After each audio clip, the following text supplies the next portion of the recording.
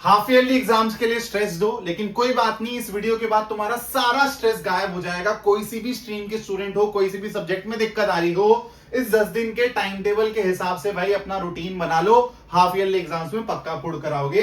तो सितंबर 1 से दोस्त तुम लोगों को अपना ये टाइम टेबल फॉलो करना चालू करना है और 10 दिन के अंदर तुम किसी भी सब्जेक्ट को मास्टर कर सकते हो हाफ ईयरली एग्जाम्स के सिलेबस के हिसाब से। तो तुमको करना कैसे है, 10 दिन को 3 पार्ट्स में ब्रेक करना है, सितंबर 1 से सितंबर 4। और आपको गोल सेटिंग करनी पड़ेगी कि पहले 4 दिन के लिए मेरे क्या गोल्स हैं, मेरे को कितने चैप्टर कवर करने हैं या फिर कितने चैप्टर रिवाइज करने हैं। उसके साथ साथ फिर हमारा दूसरा बेटा फेज आएगा सितंबर 5 से सितंबर 7, 3 दिन का फेज है। और उसके बाद सितंबर 8 से सितंबर 10 जो कि फाइनल 3 डेज का फेज है। तो पहले फेज में अपने को क्या करना है, सिलेबस कवर करना है, जो कि अभी तक हमने छुआ नहीं है भाई, अनकवर्ड पार्ट है हमारा, प्लस जो हमने कवर किया हुआ है उसी को ही थोड़ा सा रिवाइज भी करना है, पॉलिश भी करना है। हमारा फेज 2 में भी हम लोग सेम तरीके से चलेंगे, जो हमारा अनकवर्ड सिलेबस है उसको टाइम देंगे, वन शॉट्स देखेंगे, और जहां से भी आप पढ़ रहे हो बेटा वहां से आप सिलेबस को कवर करोगे और उसके साथ साथ आप पॉलिशिंग पे भी काम करोगे, रिवीजन पे भी काम करोगे।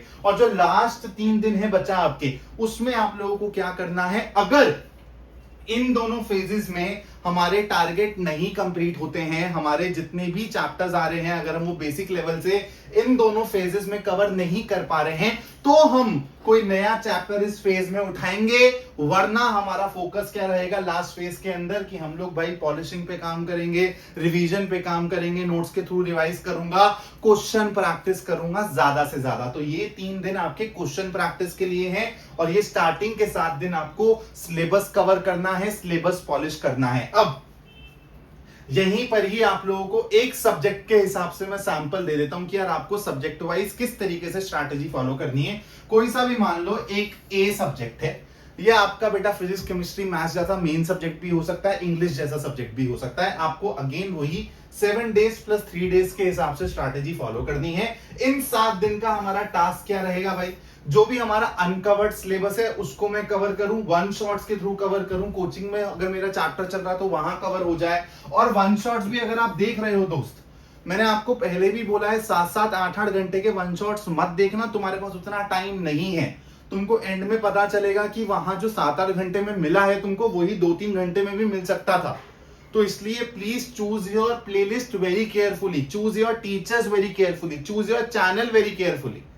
ठीक है, तो अपना ये सेल्फ स्टडी का टाइम भी है। तो आप लोग अगर 8-8 घंटे के लिए वन शॉट्स देखोगे तो सेल्फ स्टडी कब करोगे, खुद से प्रैक्टिस कब करोगे, इतनी जो बुक्स ले रखी हैं वो मिट्टी खाती रह जाएंगी फिर तो। उसके साथ साथ फिर एनसीईआरटी के सवाल निपटाओ इनके, और पीवाईक्यूज पे फोकस करो, जिसके लिए मैंने तुमको चैंपियंस बुक बोली हुई है, बेस्ट है, डिस्क्रिप्शन में लिंक मिल जाएगा इसका। ठीक है, तो आप लोगों को जो अनकवर्ड चैप्टर्स हैं जो आपने अभी तक टच भी नहीं करे हैं उनके लिए ये आप लोगों को फॉलो करना है। ये आपका फ्लो चार्ट रहना चाहिए 7 दिन के लिए पहले। और जो आपके कवर्ड चैप्टर्स हैं उसके लिए आप 20-20 25-25 मिनट भी निकाल के बस क्विकली उसको रिवाइज कर रहे हो, या फिर कुछ 10 से 15 सवाल लगा लिया आप लोगों ने, तो आपका काम चल जाएगा, पॉलिशिंग होती रहेगी। और फिर नेक्स्ट 3 डेज में क्या करना है भाई, जो हमारे एग्जाम से पहले वाले 3 दिन हैं इसमें हम लोग फुल सिलेबस रिवीजन पे फोकस करेंगे, फुल सिलेबस प्रैक्टिस पे। मैराथन्स हो रही होंगी, जैसे मैं मैथ्स की मैराथन लूंगा बेटा आपके हाफ ईयरली एग्जाम से पहले, ऐसे फिजिक्स की मैराथन होगी, कहीं पे केमिस्ट्री की मैराथन होगी, इंग्लिश की मैराथन होगी। आप वहां से बेटा प्रैक्टिस कर सकते हो अपनी लास्ट साल प्रैक्टिस। उसके बाद क्वेश्चन बैंक लगा सकते हो, अगर आपके पास कोई एडिशनल रिसोर्स है, आपने पीवाईक्यूज कर लिए तो उस एडिशनल रिसोर्स से क्वेश्चन लगा सकते हो। अब आपके दिमाग में डाउट आ रहा होगा कि सर ये सारा प्लान तो मेरे को चमक गया, लेकिन इसको मैं अपने डेली रूटीन में कैसे फॉलो करूंगा, मेरे को स्कूल भी जाना है, फिर मेरे को ये सब चीजें भी करनी है। अगर 2-3 घंटे का भी वन शॉट आपके कहने पे मैं देख लेता हूं तो मैं एक दिन में 3 घंटा ही तो मैक्सिमम निकाल पाऊंगा सेल्फ स्टडी के लिए, कोचिंग के अलावा। तो अगर एक दिन में एक चैप्टर कवर हो रहा है तो इतने सारे सब्जेक्ट्स कैसे कवर होंगे, इसका आंसर तुमको नेक्स्ट स्लाइड पे मिलने वाला है। सबसे पहले अगले 10 दिन में तुम हर दिन स्कूल जाने की मत करो। मैं तुमको यही बोलूंगा कि अगर तुम 5 दिन स्कूल जा रहे हो तो भाई 5 दिन मत जाओ, क्योंकि जिस दिन तुम स्कूल नहीं जाओगे ना उस दिन तुमको मेजर अपने टास्क कंप्लीट करने।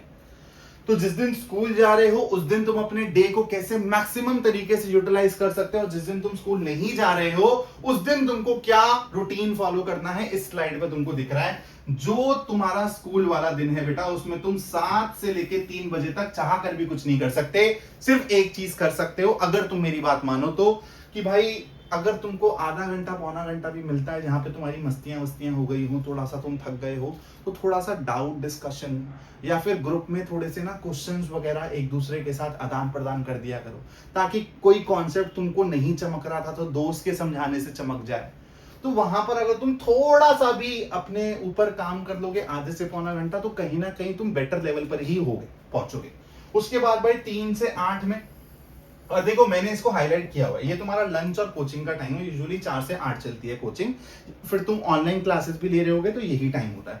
अब देखो यार, कोचिंग में तुमको टाइम को बहुत अच्छे से यूटिलाइज करना है। अगर तुम्हारे कोचिंग में वो चैप्टर हो रहा है जो तुमने अभी तक कवर नहीं किया है तो तुम कोचिंग बंक नहीं करोगे, कोचिंग मिस नहीं करोगे। अगर तुम्हारे कोचिंग में रिवीजन वाला टाइम चल रहा है तो तुम मिस कर सकते हो, उसको तुम सेल्फ स्टडी के लिए डाल सकते हो कि कोचिंग में तुम्हारे हाफ ईयरली के हिसाब से हो गया सब कुछ, अब वो सिर्फ और सिर्फ रिवाइज करा रहे हैं, सर मेरा आने जाने में टाइम लगता है, क्या मैं मिस कर सकता हूँ कोचिंग? बिल्कुल कर सकते हो, हक से कर सकते हो, लेकिन घर पे बैठ के इसी टाइम को यूटिलाइज करना है, ये नहीं कि प्ले स्टेशन पे गेम खेल रहे हैं। समझ रहे हो बात को? तो इसलिए अगर कोचिंग जा रहे हो तो भी एकदम बढ़िया से वहां पर आप लोगों को कंसंट्रेशन अपनी पीक पे रख के वहां पर मेहनत करनी है, अपने सिलेबस को कवर करना है, जो सर प्रैक्टिस करा रहे हैं, मैम प्रैक्टिस करा रही है, वो करना है। और अगर रिवीजन वाला टाइम चल रहा है तो घर पे बैठ के इसी टाइम को बहुत अच्छे से सेल्फ स्टडी के लिए देना है। 8 बजे से 11 बजे तक में 3 घंटे बचते हैं आपके पास बेटा। कोचिंग का टाइम और स्कूल का टाइम हटा दो, मैं इन 3 घंटे में 2.5 घंटा आप लोग मेहनत करने की कोशिश करोगे। मैं जानता हूं यहाँ तक एकदम एनर्जी ड्रेन हो जाती है बच्चे की, सुबह 7 बजे उठा हुआ है कहाँ से, लेकिन बेटा आप हाफ ईयरली के पहले तो आपको मेहनत करनी पड़ेगी। तो अपने आप को थोड़ा सा इन 10 दिन के लिए पुश कर दो। उसके बाद यहाँ पर थोड़ा सा आप लाइट एंड डाउन कर सकते हो अपने आप को, लेकिन 10 दिन के लिए पुश कर दो। 3 घंटे में से आधा घंटा आपका डिनर के लिए निकाल दिया मैंने, लेकिन 2.5 घंटे आप लोगों को बढ़िया से सेल्फ स्टडी करनी है, जिसमें आप पहले 7 दिन पे फोकस करोगे। जो मेरा अनकवर्ड सिलेबस है उसकी थ्योरी मैं करूं या फिर उसके एनसीईआरटी सवाल लगाऊं, और जब लास्ट के 3 दिन होंगे तो इसी टाइम में आप क्या करोगे बेटा, मैराथॉन्स देख रहे होगे, प्रैक्टिस कर रहे होगे, एक्स्ट्रा बुक से क्वेश्चंस लगा रहे होगे। लेकिन आपको इस 3 घंटे के अंदर, सॉरी 2.5 घंटे के अंदर एटलीस्ट 3 सब्जेक्ट्स को केटर करना है। तो ये ना हो कि आप इस 2.5 घंटे के अंदर सिर्फ मैथ्स पकड़ के बैठे हुए हो, या फिर केमिस्ट्री पकड़ के बैठे हो, या फिर किसी और स्ट्रीम वाले बच्चे अपना सिर्फ एक ही मेन सब्जेक्ट पकड़ के बैठे हैं। ऐसा मत करना। यहाँ पर एटलीस्ट तुमको 3 सब्जेक्ट्स को केटर करना है। तो 45-50 मिनट्स भी दोगे एक सब्जेक्ट को तो 2.5 घंटे के हिसाब से तुम हर सब्जेक्ट में डेली बेसिस पे कुछ ना कुछ प्रोग्रेस कर पाओगे। उसके बाद नॉन स्कूल डे वाले दिन बेटा यहाँ पर गेम चेंजर है, इसको बढ़िया से यूज कर लेना। यहाँ पे तुमको गैप्स भी लेने हैं अपने स्टडी रूटीन में, और बड़े प्यार से तुम्हारा ये पूरा का पूरा जितना भी सिलेबस पेंडिंग है या फिर तुमको लगता है प्रैक्टिस पॉइंट ऑफ व्यू से कहीं कमी रह रही है, वो सारी कमियां पूरी हो जाएंगी अगर आप 5 दिन स्कूल नहीं जा रहे हो। उसको अच्छे से यूटिलाइज करो। 8 बजे उठ जाओ भाई, रूटीन का मतलब 8 बजे उठना नहीं है, 8 बजे तक तो पढ़ने बैठ जाना है, पहला स्लॉट। 7 बजे उठ जाओ, 8 बजे तक अपना ब्रेकफास्ट नहा धो के बढ़िया से फर्स्ट स्लॉट आपका चालू हो जाएगा। पहले स्लॉट में अपना मेन सब्जेक्ट पकड़ना है, जैसे मैथ जैसा, फिजिक्स जैसा, जो आपको हैवी लगता है। तो ये आपका मेन सब्जेक्ट का पहला स्लॉट हो गया। फिर अपना आराम से आधे घंटे का ब्रेक लो। इस आधे घंटे में आप आंख बंद कर सकते हो, थोड़ी देर के लिए गप मार सकते हो, वॉक के लिए निकल सकते हो, कुछ भी कर सकते हो। फिर 10:30 से 12:30 आपका सेकंड स्लॉट होगा। इसमें आप अपना सेकंड मेन सब्जेक्ट उठाओगे, लेकिन मेन सब्जेक्ट ही उठाना है इसमें। फिर उसके बाद बेटा देखो 12:30 से 2 बजे का गैप दिख रहा है आपको, इसमें आपको लंच करना है, नैप लेनी है, छोटी सी आधे पौने घंटे की नैप ले लो, और कुछ टाइम पास करना है, दोस्तों यारों से गप मारने हैं मार लो। 2 बजे से 3:30 बजे 1.5 घंटे का स्लॉट है ये आपका थर्ड सब्जेक्ट का स्लॉट है। इसमें भी आपको मेन सब्जेक्ट ही पकड़ना है, लेकिन इस स्लॉट में आप वो सब्जेक्ट पकड़ सकते हो जिसमें आपको दिक्कत थोड़ी कम आ रही है। पहले 2 स्लॉट्स में वो सब्जेक्ट पकड़ने हैं जिसमें दिक्कत ज्यादा आ रही है या फिर सिलेबस ज्यादा पेंडिंग है। तीसरे वाले स्लॉट में वो सब्जेक्ट पकड़ो जो आपको कंफर्टेबल फील करा रहा है थोड़ा सा।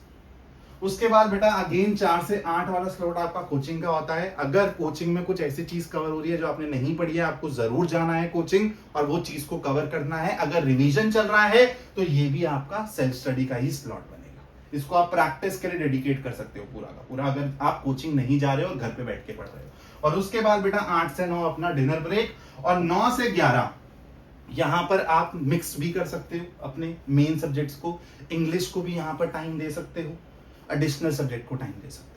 तो ये आपका एडिशनल स्लॉट हो गया, या फिर इंग्लिश के लिए आप इसको स्पेसिफिक अपना स्लॉट बना सकते हो कि भाई मेरे को अपने हाफ ईयरली से पहले 3 या 4 दिन इंग्लिश पढ़नी है, तो जिस दिन भी आप स्कूल नहीं जा रहे अपना रात का स्लॉट आप इंग्लिश का बना लो, क्योंकि लाइट भी रहेगा, यहां तक दिमाग भी थक जाता है, तो इंग्लिश आप लोग यार लेक्चर्स देख के फटाफट ग्रास्प कर लोगे, ऐसा कोई मेजरली प्रैक्टिस नहीं करना पड़ेगा। तो यार इस टाइम टेबल को अगर आप फॉलो करते हो, हाफ ईयरली में आप सब के सब अपने पोटेंशियल से ज्यादा अच्छा स्कोर करके आ पाओगे। बस ध्यान रखना कि आप लोगों को प्रैक्टिस पे ध्यान देना है, ये ना हो कि सिर्फ थ्योरी के पीछे भाग रहे हो और प्रैक्टिस को टाइम ना दो बिल्कुल भी, और एग्जाम में जाके लग रहा हो, हॉल में जाके लग रहा हो आपको कि यार मेरे से सवाल नहीं बन रहे, तो उसकी आपको आदत डालनी पड़ेगी। चाहे मैथ्स जैसा सब्जेक्ट हो, फिजिक्स जैसा सब्जेक्ट हो, केमिस्ट्री जैसा सब्जेक्ट हो, पेन उठा के सवाल बनाने पड़ेंगे आपको। सिर्फ मैराथन देखने से भी कुछ नहीं हो जाएगा कि हाँ सर ये वाला सवाल आपने समझा दिया, मेरे को समझ आ गया, खुद करो।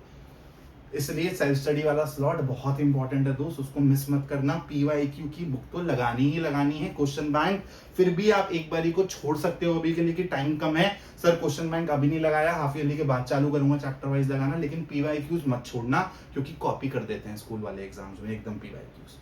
तो चैंपियंस बुक आपको मैंने रिकमेंड करी है, डिस्क्रिप्शन में लिंक मिल जाएगा। फिजिक्स, केमिस्ट्री, मैथ्स, इंग्लिश का आपको कॉम्बो भी मिल जाएगा, आप लोग उस बुक को ऑर्डर करके अपनी प्रैक्टिस चालू कर दीजिए। Thank you so much for watching this video.